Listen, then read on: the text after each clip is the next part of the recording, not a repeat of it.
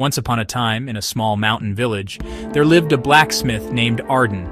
His forge stood at the edge of the settlement, where the mountains breathed cold winds and the river sang softly nearby. Arden was known throughout the land for his incredible skill. His swords never dulled, his armor never cracked, and his tools lasted generations. But though he had everything a blacksmith could dream of, skill, respect, and a warm forge, Arden felt something was missing. One evening, as the sun dipped behind the peaks, a mysterious traveler entered the village. She wore a cloak the color of dying embers, and carried a blade unlike any Arden had ever seen. It shimmered faintly, as though it held a fire inside. She walked straight to Arden's forge and laid the sword on his anvil. This blade is dying. Its fire is fading. Only a true master can reawaken it. Arden felt a strange pull toward the sword. It was heavier than steel, yet hummed with a strange warmth. What is this? It is the Ember Blade, forged in the heart of the world, quenched in the tears of a star. If it goes dark, our world will follow. Arden's heart pounded. He had forged weapons all his life, but never something that seemed alive. Still, he agreed to try. That night, he worked harder than ever before.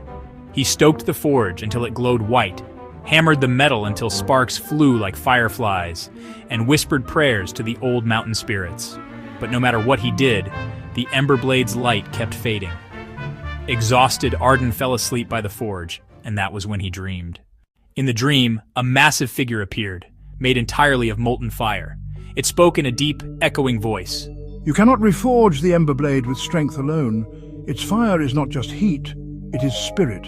You must face the fire within yourself. When Arden awoke, he understood. He had been forging weapons for others his entire life, but he had never forged for himself, never faced his own fears. The next morning, he set out into the mountains, carrying the Ember Blade. He climbed until the air turned thin and the stars felt close enough to touch.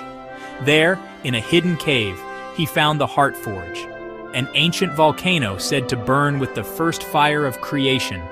Arden stepped into the glowing cavern and laid the blade on the edge of the lava flow. The spirit's voice echoed once more, "To light the blade, you must give it a piece of your own fire." Arden understood what that meant. It would cost him something.